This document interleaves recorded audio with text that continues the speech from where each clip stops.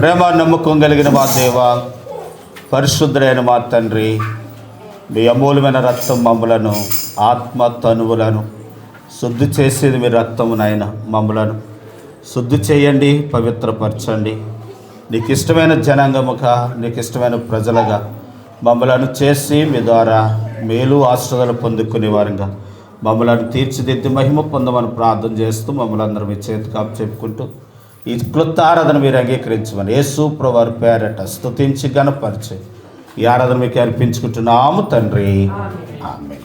అదే సారీ ప్రియులారే, సమయంలో కొన్ని నిమిషాలు దేవుని వాక్యాన్ని మనం విందాం. క్లుప్తంగానే కొన్ని మాటలు మీకు జ్ఞాపకం చేస్తాను. ఆ తదుపరి మనం ప్రభు బల్ల తీసుకోవాల్సింది కనుక త్వరగానే మనము ముగించుకుందాం. ప్రియులారే, సమయంలో దేవుని వాక్యంలో నుండి మొదటి యోహాను గారు రాసిన 3వ పత్రిక చదువుకున్నాము. ఈ అధ్యాయంలో నుండి కొన్ని మాటలు మనం జ్ఞాపకం చేసుకుందాం. దేవుని వాక్యము మనకి ముందుగానే దేవుడు మనకి జాగ్రత్త కొరకు లోకములు ఎలా నడుచుకోవాలో నేర్పటానికే, జాగ్రత్త పడటానికే దేవుడు మనకు రాయించిన ఆయన పరిశుద్ధ గ్రంథం. మీరు చూడండి, బైబిల్ వాక్యంలో ఉన్నవి నెరవేరుతాయి. కత్తి పట్టుకునేవాడు కత్తితోనే, అంటే కత్తి పట్టుకుని తిరుగుతున్నవాడికి ఎప్పటికైనా ఏమవుతాడు? ఆ కత్తితోనే అతము అవుతాడు. ఒకవేళ తాగుతున్నాడు అనుకోండి, దానివల్లనే చింపురు గొడ్డలు గలవాడిగా అవుతాడు. అంటే ప్రతిది కూడా బైబిల్లో చెప్పింది ప్రతిదీ అక్షరాలుగా అదేమవుతుందని అంటే నెరవేరుతుంది. కాబట్టి ఇంతకాలము కత్తి పట్టుకునేవాడు కత్తితో చచ్చిపోతాడని తెలవక చేశాము. తెలిసిన తర్వాత ఏం చేయాలి? మానేవాలి. మానేసి అక్కడ నుండి దేవుని దగ్గరికి వస్తూ ఉంటే, ఆయన మందిరానికి వస్తూ ఉంటే, ఆయన సహాయాన్ని కోరుతూ ఉంటే ఏమవుతే అంతవరకు నష్టపోయామో, వయసులో కానీ లేకపోతే అభివృద్ధిలో కానీ ఏ విషయంలో మనం నష్టపోయామో, నష్టపోయిన దాని నుండి దేవుడు మరలా మనకి ఆయన లేవనెత్తి ఆయన మనకు సహాయాన్ని చేస్తాడు. కాబట్టి మనం ఈ విషయాన్ని గుర్తుపెట్టుకోవాలి. ఏంటంటే ఎక్కడ మనము ఏ తప్పులో పడుతున్నామో, ఎక్కడ నష్టపోతున్నామో తెలుసుకొని దేవుని వాక్యం చెప్పినప్పుడు ఆ నాటు నుండి మనము సరిచేయబడితే మన జీవితం ధన్యమవుతుంది అనే విషయాన్ని తెలియపరుచుతా ఉన్నాను. ప్రియులారా, మానవుడి జీవితము ఒక 100 సంవత్సరాలు 120 సంవత్సరాలు బతికిన తర్వాత అయినా కొంతకాలానికైనా ఏమవుతాడు? చనిపోవటం ఖాయం. ఆ తర్వాత అసలైన జీవితం ఉంది. మాడు పూత లాంటిది మానవుడి జీవితం. అంటే మాడుపూత 3 నెలలే ఉంటుంది. అమ్మ, 8 నెలలు ఉంటుంది. మాడుపూత ఎంతకాలం కాపు అని అంటే 3 నెలలే. పిందులుగా పూత వస్తుంది, ఆ తర్వాత పెద్ద కాయలు అవుతాయి. కాయలు అయిన తర్వాత పండు అవుతుంది. పండు అయిన తర్వాత రాలిపోయి అది భూమి మీద పడి మళ్ళీ అది దాంట్లోంచి ఏమొస్తుంది అని అంటే మొక్క వస్తుంది. చూడండి, ఆ పండు ముగ్గుపోయి నేలను పడిన తర్వాత మళ్ళీ దాంట్లో నుంచి ఆ టెంకలో నుండి ఆ జీవం బయటకు వచ్చే ఆ మొక్కగా ఎదిగి పెద్దదయ్యి ఎన్ని సంవత్సరాలు బతుకుతుంది? అమ్మ, ఒక మొక్క ఎదిగి ఎన్ని సంవత్సరాలు బతుకుతుంది? కనీసం మేము అడవుల్లో తిరుగుతున్నప్పుడు 150 సంవత్సరాలండి చెట్టుకి, 200 సంవత్సరాలండి చెట్టుకి అని అంటూ ఉంటారు. అంటే ప్రియులారా, మాడు పూత 3 నెలలే, కానీ అది చనిపోయిన తర్వాత ఎన్ని సంవత్సరాలు బతుకుతుంది? కొన్ని 100 సంవత్సరాలు బతుకుతుంది. మానవుడి జీవితం కూడా అంతే. ఈ లోకంలో జీవించి చనిపోయిన తర్వాత మనం ఎలా జీవిస్తున్నాము అని జీవించి ముగించిన తర్వాత అసలైన జీవితం అంది. అది యుగయుగాలు జీవిస్తాం, యుగయుగాలు ఉంటాం. కొన్ని కాయలేమో కానీ ప్రియులారా పచ్చడికి అయిపోతే, మరి కొన్ని కాయలేమో అలాగైపోతే, కొన్ని కాయలు ఎలాగైపోతాయి. కానీ ఒక కాయ మాత్రం కింద పడి ఎలాగైతే ఫలవర్తం చేస్తుందో మన ఆత్మీయ జీవితంలో కూడా నువ్వు మేలుగా జీవిస్తే మేలు ప్రతిఫలం పొందుకుంటావు, కీడుగా ప్రవర్తిస్తే ఏమొందుకుంటావు? కీడే పొందుకుంటావు. కాబట్టి కీడనగా అగ్ని ఆడదు, పురుగు సావదు. కాబట్టి అగ్నిగుండానికి వెళతాం. ప్రియులారు గమనించండి, అది 1 రోజా 2 రోజుల యుగయుగాలు జీవిస్తాం. కాబట్టి ఆ వేదనలోనికి మనం వెళ్ళక మునిపే ఏది చెడో ఏది మంచో భూమి మీద ఉండగానే ఏం చేసుకోవాలని అంటే తెలుసుకోవాలి. ప్రియులారా, బైబిల్ చదివితే మీకు అర్థమవదు. మాలాంటి వాళ్ళు చెప్పటానికి దేవుడు మమ్మల్ని పెట్టాడు. కాబట్టి చదువునప్పుడు మీకు అర్థమదు. రైలు బండిలో చదువుకుంటూ వెళ్ళిపోతారు. కానీ అది ఎందుకు రాశారు, ఎక్కడ రాశారు, ఎవరు రాశారు, రాయవలసిన పని ఏంటి, దానివల్ల మనమేమి నేర్చుకోవాలి అన్న విషయాలు మాలాంటి వాళ్ళు దేవుడు బయలుపరిచినప్పుడు అవి మీకు చెబుతా ఉన్నప్పుడు ఏం చేయాలి, జాగ్రత్త పడాలి అనే విషయాన్ని తెలియపరుస్తున్నాను. అలాగే రాయబడిన పత్రిక ఈ 3వ పత్రిక అవేంటో మనం నేర్చుకుందామండి. ఈ అధ్యాయంలో 4 వ్యక్తులు మనకు కనపడతా ఉన్నారు. మొదట ఎవరైనంటే యోహాను, రెండవవారు ఎవరైనంటే గాయకు, మూడవవారు ఎవరైనంటే దినోప్తియ అని ఆయన, తర్వాత 4వ వ్యక్తి ఎవరనంటే తిమోతియు అనే వ్యక్తులు 4 కనపడుతున్నారు. ఈ 4 వ్యక్తుల గురించి క్లుప్తంగా కొన్ని మాటలు మీకు జ్ఞాపకం చేస్తాను. ఎవరు ఎలా బతికారు, ఎవరు ఎలా జీవించారు అన్న విషయాలు, వారికి వచ్చిన మేలేంటి, వారికి వచ్చిన ఆశ్రదాలు ఏంటో ఈ గ్రంథంలో నుంచి కొన్ని మాటలు మీకు జ్ఞాపకం చేస్తాను. అపోస్తలుడైన యోహాను ప్రియులారా గాయకు ఉత్తరం రాస్తా ఉన్నాడు. ఎవరికి రాశాడు ఉత్తరం? గాయి అంటే ఎవరనంటే సంఘములో ఒక సభ్యుడు మాట, ఒక వ్యక్తి. ఆ వ్యక్తికి రాయవలసి వచ్చింది. ఎందుకు రాయవలసి వచ్చింది అని అంటే చూడండి 9వ వచనం, నేను సంఘమునకు ఒక సంగతి రాసితిని, అయితే వారిలో ప్రధానత్వము కోరుకునిన దియోప్త్రియు మమ్మల్ని ఏం చేయలేదు. ఆయనకు ఉత్తరం రాశాడట ముందు. ఆ ఉత్తరం ఎవరికి ఇవ్వలేదు?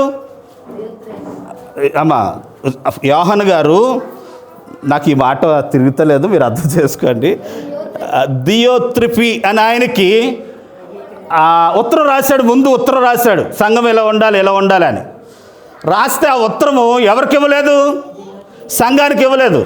దియోప్తికి ఉత్తరం రాశాడు ఎవరు? యోహాను గారు రాశారు. యోహాను గారు దియోప్తి అని ఆయనకి ఉత్తరం రాశాడు. రాస్తే ఆ ఉత్తరం ఎక్కడ ఇవ్వాలి? సంఘానికి ఇవ్వాలి. సంఘానికి ఇవ్వనందుకు మళ్ళీ ఇంకొక ఉత్తరం రాయవలసి వచ్చింది. ఎవరికి? గాయకి రాయవలసి వచ్చింది. ఇప్పుడు మొదటి ఉత్తరం రాశాడు, ఇవ్వలేదు, దాన్ని చించేసి దాచేశాడు, లేకపోతే పడేశాడు. ఇవ్వలేదని ఎందుకు ఇవ్వలేదని మళ్ళీ గాయకు అంటే ఆ సంఘంలో వేరే వ్యక్తికి, ఇప్పుడు బాబు ఆ కుర్చీ ఎలా పట్టుకురా అన్నాను, ఆయన చేయలేదప్పుడు ఏం చేస్తాం? వేరే వాళ్ళకి చెప్తాం. అట్టిది కానీ ఇక్కడ ఈ దియోప్తి అని ఆయన చేయకపోవటాన్ని బట్టి మళ్ళీ సంఘంలో ఉన్న వ్యక్తికి గాయకుకు మళ్ళీ ఒక ఉత్తరాన్ని రాశాడు. రాసిన తర్వాత ఆ గాయకు ఉత్తరం రాసి ఆ ఉత్తరాన్ని విఫలపరుస్తా ఉన్నాడు.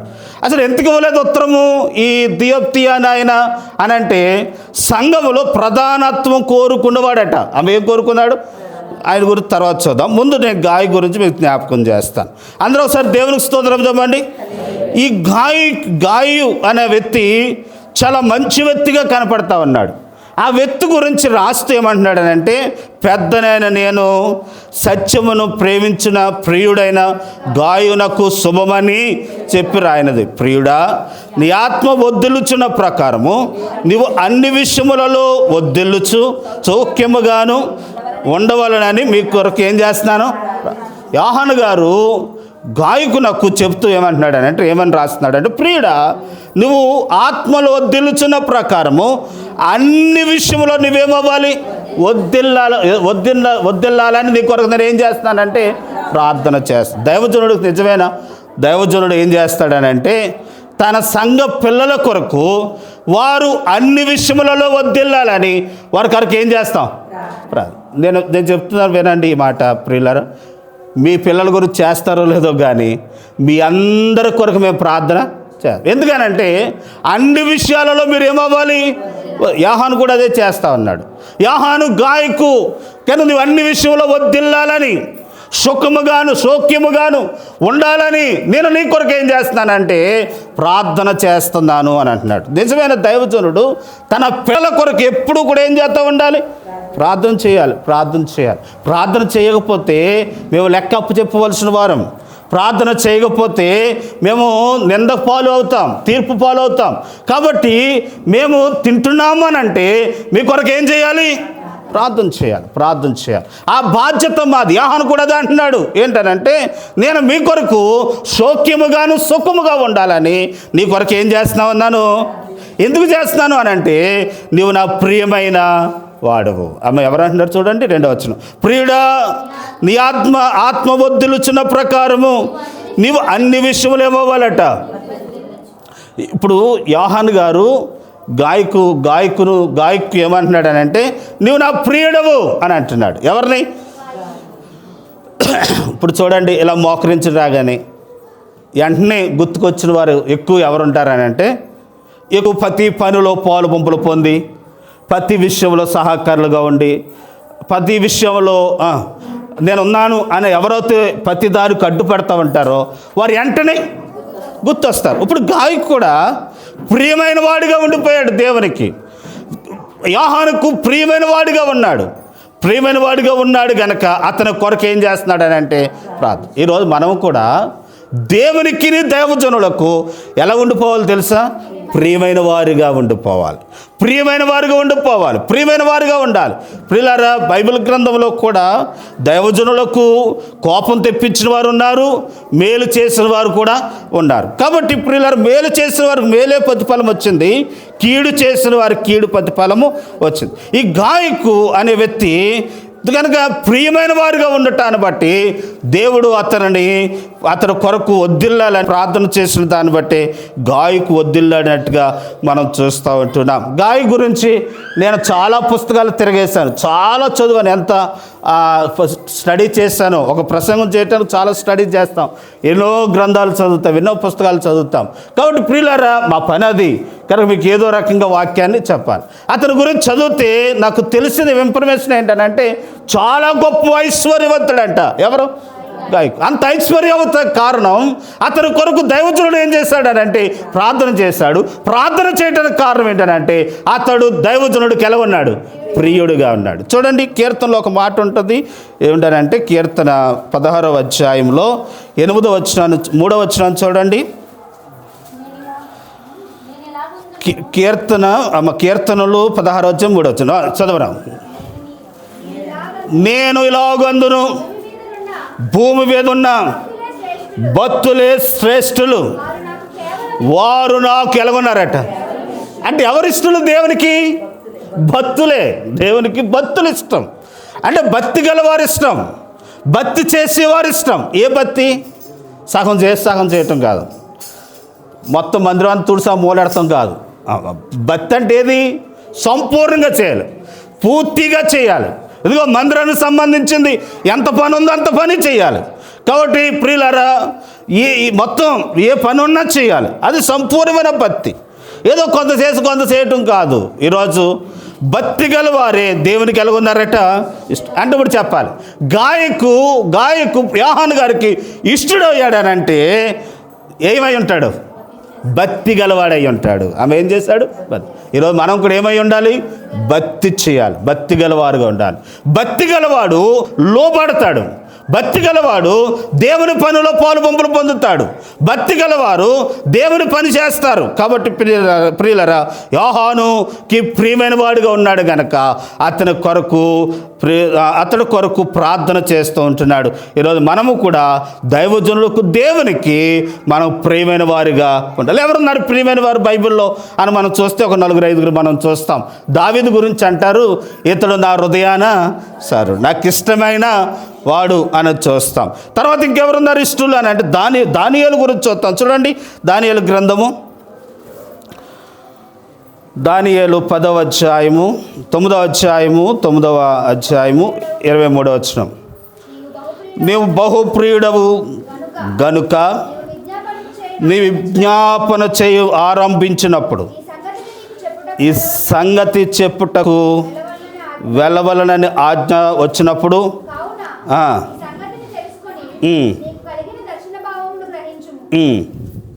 చాలు. ఇప్పుడు దూత వచ్చి దానియేలుకు చెప్తుంది, ప్రియుడా, బహుప్రియుడైన దానియేలు, నువ్వు ప్రార్థన చేసి మొదలెట్టావు చూసావా, అప్పుడే నీ వద్దకు నేను జవాబు పట్టుకొని వచ్చేసాను.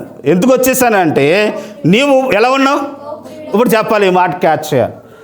బహుప్రియులకు వచ్చిన ఆశీర్వాదం ఏంటి? రైట్, చేసిన ప్రార్థన దేవుడు ఆలకిస్తాడు. దేవునికి మనం ఇష్టలుగా ఉంటే, దేవునికి ప్రియమైన వారిగా ఉంటే దేవుడు మనల్ని ఏం చేస్తాడట? మన ప్రార్థన ఆలకిస్తాడు. కాబట్టి ప్రియులారా, ఎవరిష్టులేనంటే భక్తి గలవారి ఇష్టలు, ఎవరిష్టులేనంటే ప్రార్థన చేసేవారి ఇష్టలు. కాబట్టి ఈరోజు దేవునికి మనం ఎలా ఉండాలనంటే ఇష్టలుగా ఉండాలి. ప్రియులారా, ఒకసారి ఆలోచించండి. మనం దేవునికి ఇష్టలుగా ఉన్నంత కాలము ఇక నీ ఆశీర్వాదాన్ని ఎవరు ఆపాలన్నా ఆగదు. అది ఆగదు, ఆపలేరు, ఆగదు. ఎందుకనంటే నువ్వు అసలైన ఆయనకి నువ్వేమై ఉన్నావనంటే ఇష్టలుగా ఉన్నావు. కాబట్టి ఈరోజు దేవుని వాక్యం చెప్తా ఉన్నాను.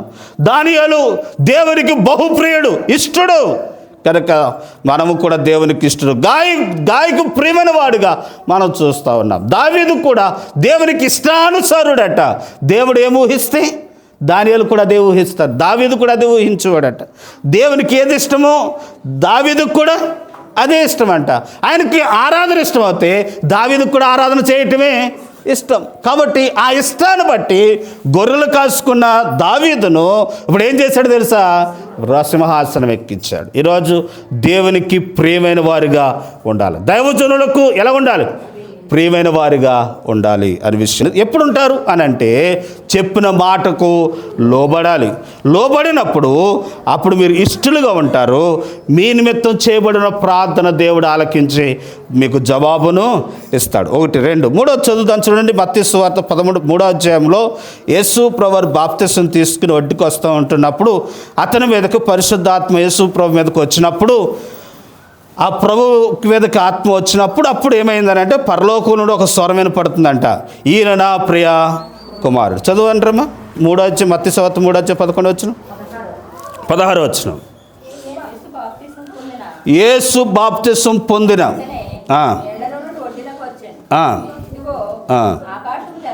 ఆకాశం తెరవబడెను, దేవుని ఆత్మ పావురం వలె దిగి తన మీదకు వచ్చుట చూచాను.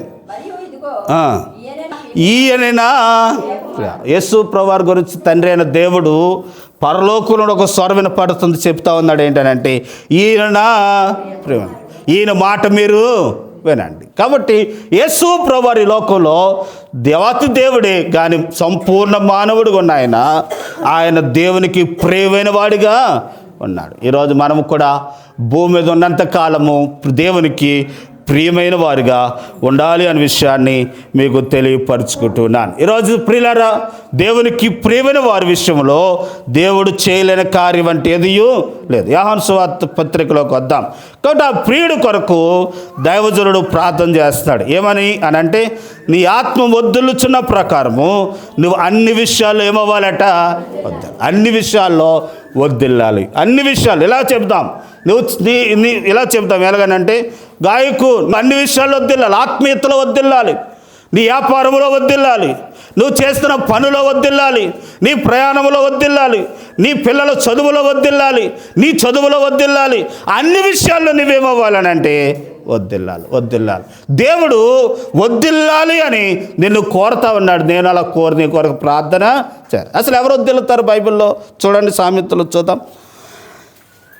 28వ అధ్యాయము 25వ వచనం. సామెతలు 28వ అధ్యాయము 25వ వచనంలో దేవుడు ఎవరిని వద్దిల్లింప చేస్తాడట అన్నట్టు, పేరాస కలిగిన వాడు కలహము రేపును, యెహోవా యందు నమ్మిక ఉంచేవాడు ఏమవుతారట? పేరాస కలిగిన వాడు అంటే, పేరాస అంటే వడ్డిచ్చి కాడ పెట్టామనుకోండి, ఇంక వడ్డిస్తుండగా అయిపోతుంది అని అనుకుంటాడట. ఎందుకని? తనకు ఉండదేమో అని. కానీ పేరాస ముందు ఏం చేయాలి? ఉన్నా లేకపోయినా ఆ పని చేయాలి. కాబట్టి పేరాస కలివాడు గొడవ రేపుతాడట, గలిబిలు లేపుతాడట. కానీ యెహోవా యందు నమ్మిక ఉంచువాడట ఏమవుతాడట అండి? ఈ మాట పట్టుకోండి. ఎవరు వద్దిల్లుతారనంటే యెహోవా యందు ఏముంచాలట? ఆయన నమ్ముకున్నవారు, యెహోవా యందు నమ్మిక ఉంచిన వారు, ఆయన యందు విశ్వాసం ఉంచిన వారిని దేవుడు వద్దిల్లింప చేస్తాడు. ఈరోజు ఎస్సీ మాల మాదుగోళ్ళు లేకపోతే ప్రియులరా చిన్న కులాలందరూ యేసు ప్రభువుని నమ్ముకున్న తర్వాత ఆటోమేటిక్గా దేవుడు వారిని వద్దిల్లింప చేసి ఒక ఉన్నతమైన స్థానంలో పెట్టినవాడికి అగ్ర కులస్తులు కసి వచ్చేసింది. ఇప్పుడు మళ్ళీ వారిని ఏం చేయాలనుకుంటున్నారంటే అనసాలని ప్రయత్నం చేస్తారు, ముఖం అవుతుంది. మీరు గమనించండి, దేవుడు వద్దెళ్ళటం మొదలుపెట్టాడు. ఎందుకనంటే వీరందరూ నిజ దేవుణ్ణి నమ్ముకున్నారు, ఆరాధిస్తున్నారు. కాబట్టి ఆ దేవుని నమ్ముకున్నారు కనుక వారు పేదవారైనా ఎవరైనా యెహోవాను నమ్ముకున్న వారు దేవుడు ఏం చేస్తాడట? వద్దిల్లింప చేస్తాడు. దేవుడు వద్దిల్లింప చేస్తాడు. ఈరోజు చూడండి, ప్రపంచంలో ఈ కులాలు తక్కువ ఉన్న వారందరినీ దేవుడు అన్ని దేశాల్లో వారు ఉన్నారు. అమెరికా వెళ్ళని మన వాళ్ళు ఉన్నారు, ఇంగ్లాండ్ వెళ్ళని మన వాళ్ళు ఉన్నారు, లేకపోతే ప్రియులారా గల్ఫ్ దేశాలు వెళ్ళండి, మన వాళ్ళు అక్కడ స్థిరపడ్డారు, భవనాలు కట్టుకున్నారు. ప్రియులారా ఈ ప్రాంతం కంటే అమలాపురం ప్రాంతం ఒక్కసారి వెళ్ళి చూడండి, కళ్ళు చెదిరిపోతారు బిల్డింగులు చూసామంటే. కనుక వాళ్ళందరూ కూడా ఎవరైనంటే మన ఎస్సీ కనుక సంబంధించిన వాళ్ళే. కనుక యెహోవాను నమ్ముకున్నవారు దేవుడు వారు ఏ కులమైనా ఎవరైనా దేవుడు వారిని ఏం చేస్తాడట? వద్దిల్లప చేస్తాడు. కాబట్టి ఆ వద్దిల్లటం చూడలేకపోతూ ఉన్నారు ఆ ప్రియులారా లోకస్తులు అనే విషయాన్ని తెలియపరుస్తారు. ఏదేదైనా యెహోవా యందు నమ్ముకున్న వారు దేవుడు ఏం చేస్తాడట అండి? వద్దిల్లప చేస్తాడు. ఎవరిని వద్దిల్లింప చేస్తాడు బైబిల్లో అని మనం చదివితే, ఎవరిని వద్దిల్లింప చేస్తాడు అని అంటే యెహోవాను నమ్ముకున్న వారిని. చూడండి, ఇంకో మాట చూపిస్తాను. సామెతలు 2:7 ఆయన యందు యథార్థంగా నడుచుకున్న వారిని దేవుడట ఆయన అంటే అండి యథార్థవంతులను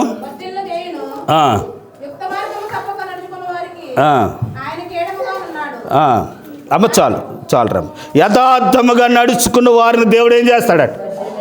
అంటే దేవుడు ఎవరిని వద్దిల్లింప చేస్తాడనంటే యథార్థం అంటే ఏంటనంటే మనసు బయట ఏమనుకుంటున్నాం, మనసులో ఏమనుకుంటున్నాం బయట కూడా అదే, లేకపోతే బయట ఏం చేస్తున్నాం మనసులో కూడా అది అనుకోవాలి.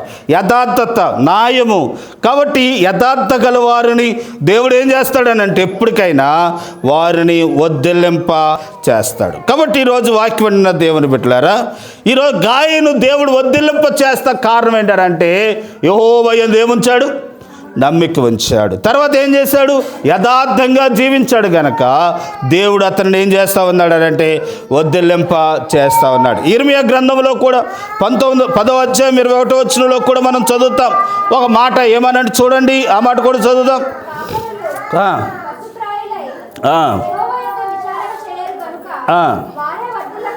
వారు ఏమవకుండా ఉన్నారట అంటే ఇక్కడ అర్థం ఏంటంటే విచారణ చేయకపోతే వారు ఏమవరు? వద్దిల్లరు. విచారణ చేసిన వారు ఏమవుతారు?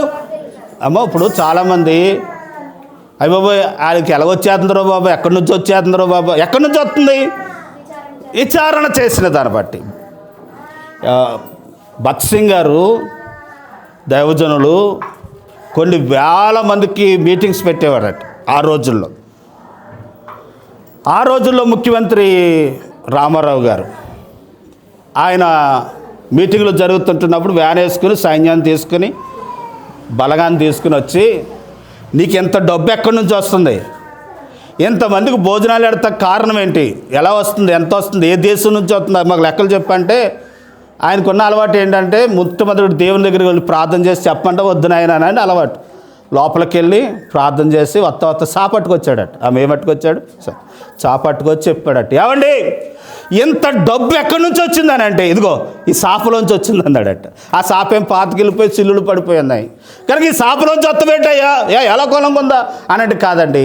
మాకు పలానా అవసరం వచ్చినప్పుడు ఈ సాప మీదకి వెళ్ళి మేము మోకరించి ప్రార్థన చేసినప్పుడు ఆయన దగ్గర విచారణ చేసినప్పుడు దేవుడు ఎవరొకరు మా దగ్గరికి ఈ చాపలోంచి వస్తుందండి అని చెప్తే సిగ్గుపడి వెళ్ళాడట. కాబట్టి ఆయన వాడు విడిచిపెడతారటి వాళ్ళ మొరకత్వం బట్టి మొత్తం అంతా చెక్కింగ్ చేశారట. ఇల్లులు ఆ లోపల ఉన్నాయన్నీ వారు నెతకగా ₹1 దొరకలేదట. ప్రియులారు గమనించండి. ఈరోజు చెప్తే ఎక్కడి నుంచి వస్తుందని అంటే వారు యెహోవా యొద్ద ఏం చేస్తున్నారట? విచారణ చేస్తారు. అంటే విచారణ చేసిన వారు వద్దిల్లుతారు. విచారణ చేసిన వారు దేవుడు వారిని ఆశీర్వదిస్తాడు. కాబట్టి నువ్వు వద్దిల్లలేకపోతున్నావు అని అంటే దేవుని దగ్గర ఏం చేయలేకపోతున్నావు? విచారణ అంటే ప్రార్థన చేయలేకపోతావు. ప్రార్థన చేయలేకే ఆశీర్వాదాలు పోగొట్టుకుంటున్నాం. ప్రార్థనకి ఇవ్వాల్సిన సమయము ఇవ్వకపోవటాన్ని బట్టి పోగొట్టుకుంటున్నావు అనే విషయాన్ని మీకు తెలియపరచు. అదే ఇర్మియా చూడండి 12:16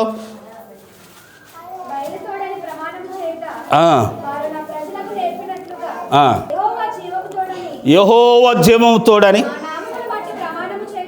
ఆ.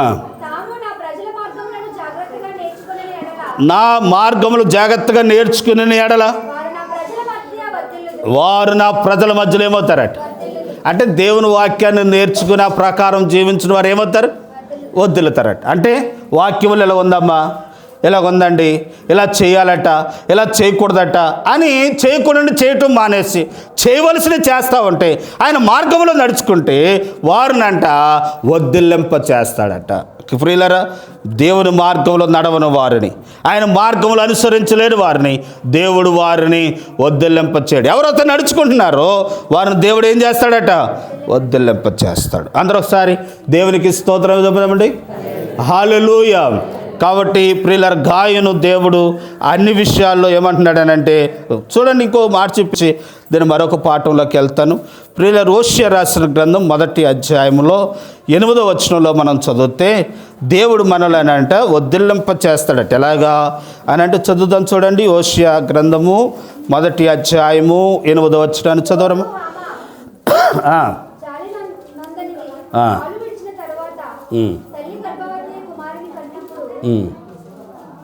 ఒకటో అధ్యాయం 8వ వచనమేమో హోషేయ. ఒకసారి రక్షణ వద్దిల్లుతారు, వారి మార్గము దేవుడు వద్దిల్లింప చేస్తాడన్నమాట. చదవనమ్మా. సరే, నేను పొరపడ్డానేమో, సరే వదిలేయండి, మనం ముందుకు వెళ్దాం. అందరూ ఒకసారి దేవునికి స్తోత్రం చెప్దామండి. హల్లెలూయా. కాబట్టి ప్రియులారా, ఇర్మీయా రాసిన గ్రంథంలో కూడా అంటారు, ఏమంటారంటే, ఎవరైతే ఆయన మార్గములు నడుచుకుంటారో వారిని దేవుడు వద్దిల్లింప చేస్తాడు. కీర్తన 1వ అధ్యాయంలో దుష్టుల ఆలోచన చెప్పున నడవక, పాపుల మార్గం నిలవక, అపవాసకులు కూర్చున్న చోట కూర్చుండక, యెహోవా ధర్మశాస్త్రమందు జ్ఞానించువాడు ధన్యుడు. అట్టువాడు ఆకు వాడక తన కాలమందు నీటి కాలు ఎవరನ್ನು నాటబడిన వాడై ఆకు వాడడంట తన కాలమందు ఫలమించు. ఇర్మీయాలో కూడా అంటాడు, ఎండ కలిగినాను ఎట్ట కలిగినాను ఆ చెట్టు ఏం మాందట, కోపమా. ఆ మాట దొరుకుతుంది చూడండి ఇర్మీయా గ్రంథంలో. అమ్మా, ఇర్మీయా గ్రంథంలో ఎట్ట కలిగినాను, ఎండ కలిగినాను, కోపు మాత్రము అది కాస్తూనే ఉంటుందంట. ఎందుకనంటే అది నీటి వారన నాటబడింది. ఈరోజు నీటి వారన నాటబడిన వారు ఎప్పుడు కాస్తూనే ఉంటారు, ఎప్పుడు ఫలిస్తూనే ఉంటారు, ఎప్పుడు అభివృద్ధి పొందుతారు అంటారు. ఆ నీరేంటనంటే దేవుని వాక్యము కట్టడలు, ఆయన అనుసరణలో ఎవరైతే నడుస్తారో వారిని దేవుడు ఆస్వాదిస్తారు. కాబట్టి అమ్మ కొద్దులేండి చూడ రైట్. హోషేయ 14వ అధ్యాయంలో 5వ వచనం చదవండి. చెట్టు నాకు మంచున్నట్టు నేను అతను కుండుదును,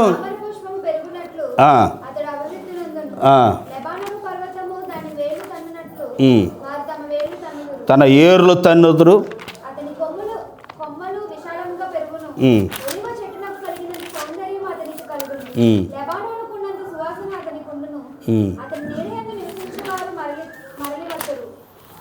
అమర్చాలి. కాబట్టి ప్రియులారా, గమనించండి, ఆయన యందు నమ్మిక ఉంచిన వారు వద్దిల్లుతారట. ఎలాగనంటే తామరం పుష్పం వలె, తర్వాత లెబనోను చెట్టు వలె వారు. ప్రియులారా, ఆ దేవుని వాక్యంలో దేవుడు మనకిచ్చిన వాగ్దానాల ప్రకారము, హోషేయ గ్రంథంలో దేవుడిచ్చిన మాటల ప్రకారము తామర పుష్పం వలె వారు వద్దిల్లుతారట, ఒలివ చెట్టు వలె అభివృద్ధి చెందుతారట.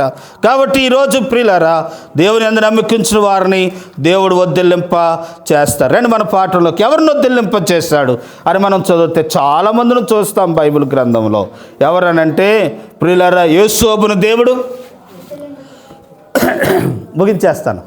ఇంకొక పావు నెల రోజుల తర్వాత ఈరోజు వచ్చింది అవకాశం నాకు. సరే, ఇలాగేమో కరెంట్ పోయింది. సరే, అందరూ ఒకసారి దేవుని స్తోత్రం చెప్దామా. ప్రియులారా, ఎవరిని దేవుడు వద్దిల్లింప చేశాడు? ఒకటి నేను చెప్తాను, మీరు వద్దిల్లారనండి. యోసేపును, సమూయేలును, దావీదును, సొలొమోను, ఉజ్జియాను, తర్వాత హిజ్కియాను, దానియేలును. చూడండి, ఈ మాట చదివితే బాగుంటుంది. ఏంటంటే 2వ దినవృత్తాంతాల గ్రంథం 26వ అధ్యాయం. యెహోవాను అతడు ఆశ్రయించినంత కాలం అతడు ఏమవుతూ వచ్చాడట? వద్దిల్లుతూ వచ్చాడన్నమాట. చూడండి, రెండవ దినవృత్తాంతాల గ్రంథం 26వ అధ్యాయం 5వ వచనమమ్మ. దేవుని ప్రత్యక్ష దినమందు తెలివి కలిగిన జకర్యా దినములలో అతడు దేవుని ఆశ్రయించెను. అతడు యెహోవాను ఆశ్రయించినంత కాలము దేవుడు అతను ఏం చేశాడట అంటే దేవుని ఆశ్రయించినంత కాలం ఏమవుతూ వచ్చాడు అంటే దేవుని పనులో, దేవుని కార్యక్రమంలో పాలు పంపులు పొందినంత కాలము వారి కుటుంబాల్లో ఉద్యోగాలు వచ్చినాయి, వారి కుటుంబాల్లో పెళ్ళిళ్ళు జరిగినాయి. దేవుని ఆశ్రయించి దేవుని సహాయం కోరుకున్న వారి జీవితాలలో వారు కట్టడలు కట్టగలిగారు, బిల్డింగులు కట్టగలిగారు. ప్రియులారా, వారికి వివాహాలు జరిగినాయి, పిల్లలు పుట్టారు. మరి ఇప్పుడు జరుగుతలేదు. కారణం ఏంటంటే వారు దేవుణ్ణి ఆశ్రయించినంత కాలము దేవుడు వారిని ఏం చేస్తూ వచ్చాడు. ఎప్పుడైతే ఆశ్రయించడం మానేశారో అంతటితో ఏమైపోయినాయి, ఆగిపోయింది. కిందకెళ్ళి చదివితే ఆఖరి కుజ్జి ఏమయ్యాడు తెలుసా? కుష్టి వ్యాధి వచ్చి చనిపోయాడు. అంటే కారణం ఏంటంటే యాజకులు చేయవలసిన పని ఎవరు చేశారు?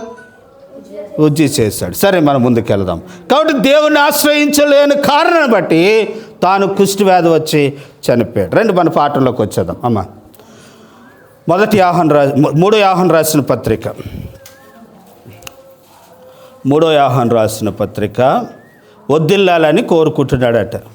ఈరోజు మీ నిమిత్తము మీరు వద్దిల్లాలని మేము కూడా కోరుకుంటున్నాం. తర్వాత ఏ విషయంలో వద్దిల్లాడట? నువ్వు సత్యమును అనుసరించి నడుచుకుంటున్నావు గనుక సహోదరులు వచ్చి నీ సత్య ప్రవర్తన గురించి సాక్ష్యం చెప్పగా విని బహుగా తన గురించి ఇతరులు చెప్తున్నారట. ఏమని అని అంటే, అయ్యి బాబోయ్, ఆ అమ్మాయి ఉందో చూసావా, ఆ అబ్బాయి ఉందో చూసావా అని చెప్తా ఉన్నారట. కాబట్టి ఇతరుల ద్వారా అతను ఏం పొందుకుంటున్నాడు? సాక్ష్యాన్ని పొందుతూ ఉన్నారు. ముఖ్యమంత్రి కానీ ప్రధానమంత్రులు కానీ మంచి చేస్తామన్న వ్యక్తిని చేస్తూ ఉన్నాడు అనుకోండి, 100 మంది మెచ్చుకుంటుంటే ఒక్కడు ఏడా ఎదవా అని అంటే ఆ మాట పెద్ద పట్టింపడదు. 100 మంది ఏం చేస్తున్నారు? ఆ ఒక్కడి మాట పట్టించుకోడు. ఎవరు? ముఖ్యమంత్రి ఒక ఉన్నత స్థాయిలో ఉండి పనులు చేస్తూ తన మనసుకు తెలుసు, నేను మంచిగా నడుస్తున్నాను, నేను మంచిగా జీవిస్తాను. ఈ ఒక్కడు ఎందుకని ఉంటాడు? 100 మంది మెచ్చుకునేవాడు ఒక్కడు ఎందుకు అంటున్నాడు అని అంటే, ఈ ఒక్కడికి ఆ వ్యక్తి మీద ఏమొచ్చింది? ఆశ వచ్చింది. కాబట్టి అలాంటివి పట్టించుకోకూడదు. కాబట్టి ప్రియులను గమనించండి, ఇక్కడ కూడా మనం చదువుతాం, వారి గురించి మంచి సాక్ష్యము చెప్తా ఉన్నారు. నీ గురించి కూడా మనుషులు ఏం చెప్పాలి? అయ్యో, ఆమె ప్రార్థన చేస్తే ఆయన ప్రార్థన చేస్తాడు, ఆమె ప్రార్థన మానదు, దేవుని సన్నిధానానికి వెళ్తుంది. చచ్చిపోయాక చెప్పడం, చచ్చిపోయి ఉత్తుత్తి మాటలు చెప్తారు. ఎప్పుడు మరి తప్పదు కదా ఇప్పుడు. కనుక ఇవిడండి చాలా మంచిదండి, అదండి, తప్పదు. మరి ఏం చేస్తాం? ఇంటికాల గురించి చెప్తా. సరే, నేను అంటున్నాను, చచ్చిపోయాక బతుకుండగానే చెప్పాలి మంచి సాక్ష్యం. గాయకు మంచి సాక్ష్యాన్ని సంపాదించు. తర్వాత నా పిల్లలు సత్యమును అనుసరించి నడుచుకున్నారని వినుట కంటే నాకు ఎక్కువైన సంతోషము. కాబట్టి సత్యాన్ని అనుసరిస్తూ నడుస్తుందన్న సత్యం. చూడండి, నేను మిమ్మల్ని బట్టి డబ్బులు ఆశిస్తలేదు, కానీ ఆయన అంటండి ఇదివరకు అంటాడు సిగరెట్లు తాగివ్వడండి, గుడికి వచ్చిన తర్వాత ఏం చేశాడు?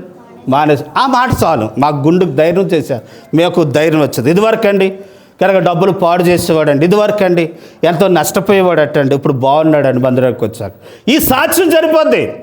ఒకప్పుడు ఏమీ లేదండి, మందిరానికి వచ్చిన తర్వాత పాస్టర్ గారు ప్రార్థన చేయటం మొదలెట్టారు. ఆయన వాక్యాన్ని బట్టి, ఆయన ప్రార్థన బట్టి మా జీవితాలు సెట్ అయినాయండి అంటే ఆ మాట చాలు. ఆ మాటను బట్టి మా ప్రార్థన ఎవరైనా కొంతమంది ఏం చేస్తారంటే అండి, పరీక్ష రాశాడండి, పాస్టర్ గారు ప్రార్థన చేశారండి, అమ్మగారు ప్రార్థన చేశారు అన్న మాట అంటారు.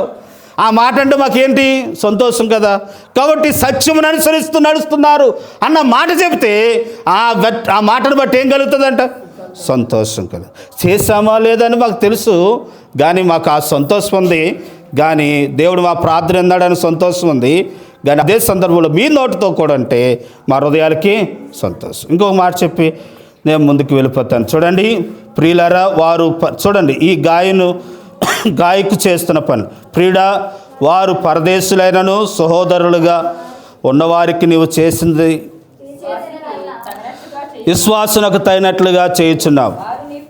వారు నీ ప్రేమను గురించి సంఘం ఎదుట ఏం చేస్తున్నారట అంటే, వేరే ఊరు నుంచి ఎవరైనా వచ్చారండి, వచ్చిన రాగానే వచ్చిన వారిని ఏం చేస్తున్నాడు? వచ్చిన వారిని, కొత్తగా వచ్చిన వారిని నువ్వెందుకు వచ్చావురా అన్నాడు. చూస్తలేదు. వచ్చినోడు ఏం చేస్తున్నాడు? రే కూర్చోరు సార్, మీరు కూర్చోండి, మేము వెనకాల కూర్చుంటాం సార్. ఆ రోజుకి కథ కూర్చోబెడితే ఈడెళ్ళి ఎక్కడ చెప్తాడు? వాళ్ళ ఊర్లో చెప్తాడు. కాబట్టి ప్రియులరా, అలా చెప్తుంది, అలా చేస్తున్నాడు అంటే ఎవరు? భోజనానికి వచ్చారనుకోండి, సార్ మీరు చేయండి, మేము తర్వాత తింటాంలే అని సంఘ పిల్లలు ఏం చేయాలి? ఎదరోళ్ళని ప్రోత్సహించాలి. కాబట్టి మనకు సరిపోదురా, బయట వాళ్ళు వస్తామేంటారా, మనం తినాలి ముందు. నో, గాయకు అలా చేయలేదు. గాయకు చేసింది ఏంటంటే ప్రియులరా, తాను మంచి సాక్ష్యం పొందటానికి పరదేశులను బట్టి ఏం పొందాడట? ఇప్పుడు మీకు అర్థమవుతుంది, చదవండి మళ్ళీ. ప్రియుడా,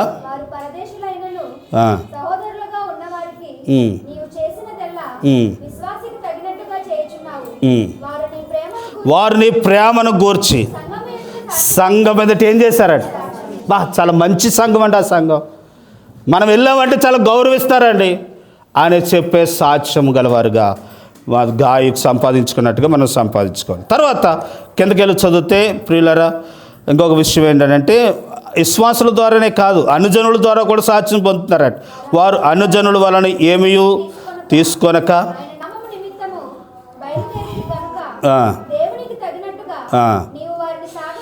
అనుజనుల దగ్గర ఏమీ తీసుకోక అంటే ఇప్పుడు గమనించాలి, ఈ మాటను ఆలోచించాలి. అందరూ ఒకసారి దేవుని స్తోత్రం చెప్దామా? అనుజనుల దగ్గర డబ్బులు ఇచ్చుకోకూడదట, కానుక ఇచ్చుకోకూడదు. ఎందుకనంటే వారు ఏమనుకుంటారంటే మేమే వీడిని పోషిస్తున్నాం, మేము లేకపోతే వీడు బతికేంటి అని అంటారంట. ఎవరు అంటే ఆ మాట అంటున్నవారు అన్యజనుల మాట, అంటే దేవుణ్ణి ఎరగని వారు. వారి దగ్గర ఏమి ఇచ్చుకోకూడదు. ఎవరి దగ్గర ఇచ్చుకోవాలి? ఇదిగో గాయకు దగ్గర ఇచ్చుకున్నాడండి. నీవు అన్యజనుల దగ్గర మేము తీసుకోకుండానట్లు మాకు అక్కరేమై ఉందో అది ఎవరిచ్చారు? నీవిచ్చావు, దేవుని పిల్లలు ఇచ్చారు. అంటే ఇప్పుడు మేము ఎవరి దగ్గర తీసుకోవాలి? మీ దగ్గర తీసుకోవాలి. మీ దగ్గర తీసుకోవాల్సిన బాధ్యత మాకుంది. అనుజనుల దగ్గర తీసుకోకూడదు. మాకు అక్కరేమై ఉందో అదే చెప్తున్నాడు. మాకు అక్కరేమై ఉందో అనుజనుల దగ్గర అక్కర్లేకుండా మీరే మాకు ఇచ్చారు. మిమ్మల్ని అడిగితే మాకు హక్కు ఉంది. ఏది నీ దశమ భాగం, ఏది నీ కానుక, ఏది దశమ భాగం తీస్తున్నావా? అందరిని అడగం. ఎవరిని అడగం? అనుజనులను అడగం, దేవుని పిల్లలు. ఎందుకని మీ కొరకు ప్రార్థన చేస్తున్నాం. ఎందుకనంటే ఇప్పుడంతా కూడా ఫేస్బుక్లో అట్లా ఇదే గొడవ. వాళ్ళ వాళ్ళు దశమ భాగాలు అంటారు. ఇదిగో అడుగుతున్నాం, ఇదిగో అడగమన్నాడు. ఎందుకు అడగమన్నాడు అంటే మీ కొరకు ప్రార్థన చేస్తాం. ప్రార్థన చేయకపోతే అడగవలసిన పని లేదు. మీకు వాక్యాన్ని బోధిస్తున్నాం, మా పోస్ట్ని అర్థం. మేము దేవుని సేవ ఇంకా చేయగలటానికి ఇదిగో అనుజనుల దగ్గర తీసుకోవద్దు. ఎవరి దగ్గర తీసుకో? దేవుని పిల్లల దగ్గర తీసుకునేలాగున నీవు మాకు ఇచ్చావు అని అంటున్నాడు. కాబట్టి అట్రీతిగా అడుగుతున్నప్పుడు ఎందుకంటే అత్తమన్న డబ్బులా అని అంటే మీరు ఇవ్వకపోతే ఎవరిస్తారు? ఎలా జరుగుతుంది పరిచర్య? కాబట్టి ఆ విషయాన్ని గుర్తుపెట్టుకోవాలి. గాయకు చేసిన పని ఏంటంటే అనుజనుల దగ్గరికి వెళ్ళక్కర్లేకుండా తానే సమస్తమును ఇచ్చాడు, సమకూర్చాడు. అందరూ ఒకసారి దేవుని స్తోత్రం చెప్దామా? గ్రౌండ్లో మీటింగ్లు పెడదాం అనుకుంటున్నామమ్మా. చాలా ఖర్చు, ఇక్కడ ఖర్చుకి అక్కడ ఖర్చుకి దగ్గరగా 5-6 ఎంతలు ఎక్కువ అవుతుంది. ఇక్కడ 50,000 అయిపోతే అక్కడ లక్షలు అవుతుంది. సరే నేను అంటున్న మాట ఏంటంటే అక్కడ ఎందుకు అవుతుంది అనేది సౌండ్ సిస్టమ్ పెంచాలి, లైటింగ్ పెంచాలి, ఆర్కెస్ట్రా పెంచాలి, స్టేజీలు పెంచాలి. ఆ గ్రౌండ్ నిండాలంటే చిన్న బుడ్డుగల పాస్టర్లు తేకూడదు. మొత్తం ఆంధ్రప్రదేశ్ తెలిసిన పాస్టర్ని తీసుకురావాలి. తీసుకొస్తే ఇప్పుడు చుట్టుపక్కల వాళ్ళు గుమ్మంపాడు ఈ చుట్టుపక్కల వాళ్ళు రావటానికి అనుకూలత ఉంటుంది. వాళ్ళని తీసుకురావాలంటే ఒక్కొక్కడికి 20,000 ఇవ్వాలి. ఎవరికి? వాళ్ళకి 20,000, నలుగురికి 20,000 ఎంతరమ్మా? 80,000 వాళ్ళకి చూసుకోవాలి. లైటింగ్ చూసుకోవాలి, జనరేటర్ చూసుకోవాలి, లైటింగ్ చూసుకోవాలి, పాంప్లెట్లు చూసుకోవాలి, తిరగటానికి ఖర్చులు చూసుకోవాలి. ఇవన్నీ చూసుకోవాలంటే ఎంత ఖర్చు? ఇవన్నీ ఎవరిని అడగాలి? మిమ్మల్ని అడగాలి. కాబట్టి అంటున్నాను, అందుకే నేను మీ మీద ఖర్చు పెట్టకుండా పెద్దగా వెళ్తలేదు, చిన్నగా చేస్తా. కారణం అదే. ప్రియులను గమనించండి. కనుక టైం అయిపోయిందా? ముగిస్తున్నాం. కాబట్టి ప్రియులను ఆ రీతిగా మనము ఆలోచించాలని అందుకే మిమ్మల్ని అడుగుతున్నాం ఆ విషయాలు అడగ. ఇంకో మాట చెప్పి ముగిస్తాను చూడండి. ఆ సంఘములోనంట ఒక వ్యక్తి ఉన్నాడట. 9వ వచనం, నేను సంఘమునకు ఒక సంగతి రాసితిని, అయితే వారిలో ప్రధానత్వము కోరుకునిన మమ్మల్ని ఏం చేస్తలేదు? అంగీకరించటలేదు.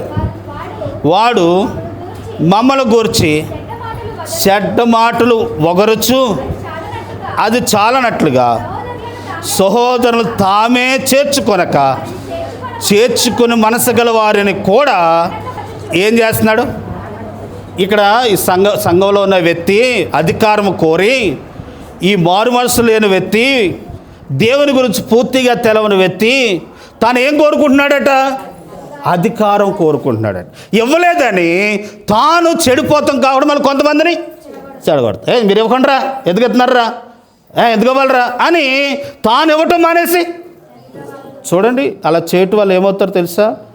అపోస్తుల కార్యాలు 13వ అధ్యాయం 13, ఇక్కడేమో పుస్తకం పెట్టుకోండి. అపోస్తుల కార్యాలు 13వ అధ్యాయము 9వ వచనం. ఇతడండి ఎవరిని వివరించిన వాడిని మీకు తెలుస్తుంది, కథలాగా చెప్పినవాడిని. ఇక్కడ పౌలు గారు సువార్త చెప్తా ఉన్నాడు. చెప్తా ఉంటుంటే అమ్మా ఇక్కడ చెప్తా ఉంటే అక్కడ అలర చేస్తుంటే ఏమైనా పడుతుందా? ఏమర్థమవుతుంది కదా? అర్థమవుతుంది కదా? ఇక్కడ చెప్తా ఉంటుంటే అలా ఉండకూడదు, ఇలా ఉండాలి, ఇలా ఉండకూడదు, అలా ఉండాలి అని చెప్తా ఉంటుంటే అక్కడ అలర చేస్తున్నాడు ఈ మాటలు వినకుండా. అంటే ఆ నలుగురినైనా సంపాదించుకోవచ్చు అని, ఆ నలుగురైనా చెడగొట్టాలని ప్రయత్నం చేస్తే అక్కడ గుసగుసలో చెప్తా ఉంటుంటున్న సమయంలో అప్పుడు ఎవరు అపోస్తలుడైన పౌలు అన్నాడు, నువ్వు చేస్తున్న తప్పు, దేవుని వాక్యాన్ని వినకుండా చేస్తూ ఉన్నావు, కాబట్టి నువ్వు జీవించినంత కాలం ఏమవుతావు తెలుసా? గుడ్డివాడు. చదవరమ్మా.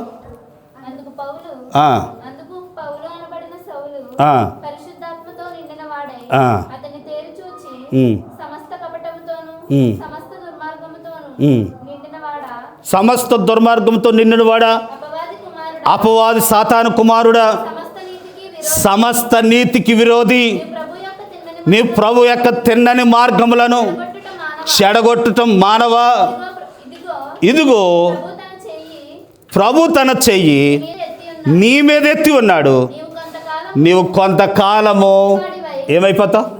గుడ్డివాడువై సూర్యుని చూడక ఉండు. చూడండి, గుడ్డివాడు అయిపోతావు అంటే అక్కడే ఉద్యోగం ఉంది కానీ ఆ ఉద్యోగం పొందుకోలేకపోతావు. అక్కడే వివాహం కార్యక్రమం జరగవలసి ఉంది కానీ పొందుకోలేవు. అక్కడే ఇల్లు కట్టే అవకాశం ఉంది, జ్ఞానం ఉంది కానీ చేయలేవు. అన్ని వసతులు ఉన్నాయి అయినా నీకు ఆ పని సఫలమవ్వదు. అన్నీ చేయగలవు కానీ చేయలేవు. ఎందుకనంటే ఏమైపోయావు? గుడ్డివాడైపోయావు. అది గుడ్డితనం అంటే కళ్ళు లేకపోతాం కాదు. నీకు కళ్ళు ఎదురుగుండా ఉన్నా కానీ ఆ పని చేయలేవు, నీ చేతికి ఆ ప్రతిఫలం రాదు. కనుక ప్రయత్నం చేస్తున్నది సిల్లు సంచులో పడిపోయినట్టుగా అయిపోద్ది. కారణం ఏంటనంటే అధికారము కోరి ఎద్దటి వారిని ఏం చేస్తున్నాడంట? సందర్భం వచ్చింది కాబట్టి చెప్తున్నానండి. కాబట్టి చూడండి, తాను చెడిపోయి మరి కొంతమంది ఏం చేస్తున్నాడట? పాడదాం, ఎవడు పాడతాడురా, అరే కలిసి వెళ్దాం, ఎవడు కలిసి వెళ్తాడురా అంటే ఇదంతా ఏంటి? చెడగొట్టడం. ఆఖరికి ఆ వ్యక్తులు ఏమవుతారో తెలుసా? గుడ్డివారు. చూడండి ఈ యోహాను రాసిన పత్రికలో 2-3వ పత్రికలో ఏమంటున్నాడంటే, నేను వచ్చినప్పుడు వాడి సంగతి అప్పుడు తేలుస్తానంటాడు. చూడండి ఆ మాట చదువుదాం అమ్మ. 10వ వచనం కింద మాట, అందుచేత నేను వచ్చినప్పుడు వాడు చేయుచున్న క్రియలను జ్ఞాపకము నేను వచ్చినప్పుడు చూస్తాను సంగతి అని అంటున్నాడు. ఇప్పుడు మన సంగతి ఎవరు చూస్తారు? దేవుడు చూస్తాడు. ఆయన వచ్చినప్పుడు ఆయన జీతం ఆయన వేద్దా పట్టుకుని వస్తాడు. కాబట్టి నాకు జీతం ఆయన ఇస్తాడు, మీ జీతం మీకు ఇస్తాడు. కాబట్టి ఈ వ్యక్తి చేస్తున్న పని ఏంటనంటే తాను అధికారము కోరి, తాను పెద్దనని లేకపోతే నేను ఎంతటోళ్ళు లేడని కనుక ఆయన పెద్దకం ఇవ్వలేదని మరి కొంతమందిని ఏం చేస్తున్నాడట? ఏమంటే దేవుని పని చేయాలని పెద్దరకం కావాలా? దేవుని పని చేయడానికి ఇది రాజకీయమా లేకపోతే ఏమన్నా ప్రభుత్వమా? రోడ్లు వేయాలంటే అధికారం కావాలంటానికి, దేవుని పని చేయాలని అంటే ఏమక్కర్లేదు? అధికారం అక్కల. ఆ కుర్చీ తీసి అలాగెడతా అధికారం కావాలా? ఆ కిటికీలు వేయటానికి అధికారం కావాలా? పాటలు పాడతానికి అధికారం కావాలా? లేకపోతే ప్రియులరా ఏమైనా పని చేయటానికి అధికారం, నిజమైన భక్తుడు అవుతే ఏమక్కర్లేదు?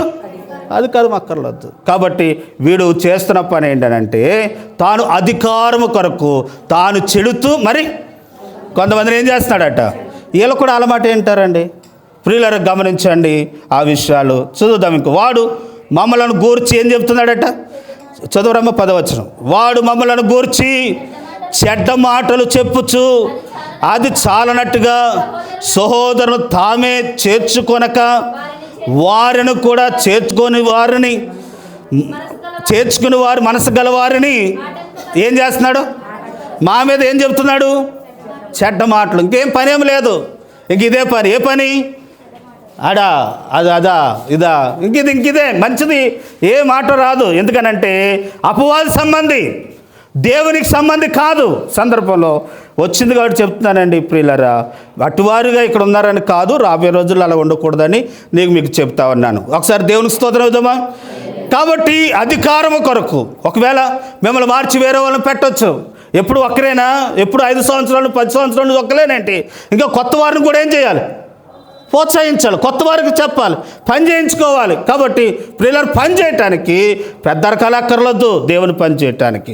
కాబట్టి ఒకవేళ మార్చవలసి వస్తే ఇదిగో ఎలాంటి స్వభావాలు రాకూడదని చెప్తా ఉన్నాడు. ఏంటది అని అంటే, తాను పెద్ద లేదని ఇక్కడ ఏమని రాయబడుతున్నాడు? చెడ్డ మాటలు చెబుతూ చేర్చుకున్న వారిని కూడా ఏం చేస్తున్నారట? మీటింగ్స్ పెడుతున్నామా, భోజనాలు పెట్టాలమ్మా అన్నామండి. ఈడెట్టడంట పెట్టేవారిని, క్రిస్మస్ కానుక ఈడు ఇవ్వడంట, ఇచ్చేవారిని ఇవ్వడంట. కనుక ఈస్టర్ వచ్చింది, ఈడు ఇవ్వడు, ఇచ్చేవారిని ఇవ్వను. ఇక్కడ చెప్తున్న మాట అండి. కాబట్టి వీరు చేయనవరు. కాబట్టి ఒక రోజున తీర్పు పాలు అవుతాం. కాబట్టి నీవు పొందుకోవాల్సిన ఆశీర్వాదాలు పోగొట్టుకుంటావు అని దేవుని వాక్యం చెప్తా ఉంది. కానీ నీ పనులు ఆగిపోకుండా ఉండాలంటే ఎప్పుడైనా సరిచేయబడి మనం సరిచేయబడాలి. ఎందుకు ఆగిపోయినాయి మన పనులు? ఎందుకు జరుగుతలేదు అని అంటే ఇదిగో ఈ కార్యక్రమాలు బట్టేమో. కాబట్టి ఆలోచించండి, మనము దేవుని వాక్యం మనతో మాట్లాడుతున్నప్పుడు దాన్ని మనం సరిచేయబడాలి అనే విషయాన్ని తెలియపరుచుకుంటున్నాను. కాబట్టి ప్రియులారా, వాక్యం వచ్చినప్పుడైనా మనం సరిచేయబడాలి. కాబట్టి ఇంకో మాట చదివేసి నేను ప్రార్థన చేస్తున్నా చాలనట్టుగా. ఇప్పుడు చదవండి, మీకు బాగా అర్థమవుతుంది. 9వ వచనం, నేను సంఘమునకు ఒక సంగతి రాసి తిని, అయితే వారిలో ప్రధానత్వము కోరిన మమ్మలను అంగీకరించలేదు. వాడు మమ్మల్ని గోర్చి చెడ్డ మాటలు పలుకుచు అది చాలదన్నట్టుగా సహోదరులను తానే చేర్చుకొనక వారు చేర్చుకోవాలని సహకరించాలని మనసు గల వారిని కూడా ఏం చేస్తున్నారంటే ఆటంకపరచుచు సంఘములో నుండి వారు ఏం చేస్తున్నారట? నువ్వు చేసావా? నీ సంగతి చెప్తా చూడు. నువ్వు చేసావా? నీతో మాట్లాడడం అది ఇదే పత్తి. కాబట్టి వెలివేస్తున్నారట, తర్వాత వెలివేస్తున్నారు. అందుచేత నేను వచ్చినప్పుడు నేను వారు చేస్తున్న క్రియల విషయంలో జ్ఞాపకము తీర్పు ప్రియుడా, గాయకు చెప్తున్నాడు, మిగులున్న వాళ్ళు చెప్తున్నాడు, ప్రియుడా చెడ్డ కార్యములు కాక మంచి కార్యములను అనుసరించి నడుచుకునేవాడు. మేలు చేయువాడు దేవుని సంబంధి, కీడు చేయువాడు దేవుణ్ణి సూచినవాడు కాదు. కాబట్టి మేలు చేసిన వాడు దేవుని సంబంధి. మేలు చేసిన వారికి మేలు వస్తుంది, కీడు చేసిన వారికి కీడు వస్తుంది. ఇంకో ఆయన ఉన్నాడు, ఆయన గురించి వచ్చే వారం చెప్తాను. ఆ వ్యక్తి గురించి అక్కడ మాటలు ఉన్నాయి, ఒక 7 మాటలు ఉంటాయి. మరి సమయం అయింది కాబట్టి నేను ముగిస్తాను. కాబట్టి ప్రియులారా, దేవునితో సెలగాటం ఆడొద్దు. యెహోవా చేతిలో పడుట తెలియదా? ఆ మాట పూర్తి చేయాలి. యెహోవా చేతిలో పడుట భయంకరం అంట. ఆయన చేతిలో పడ్డావా ఇంకా నిన్ను విడిపించేవాడు ఇంకెవడు లేడు. కాబట్టి దీవించి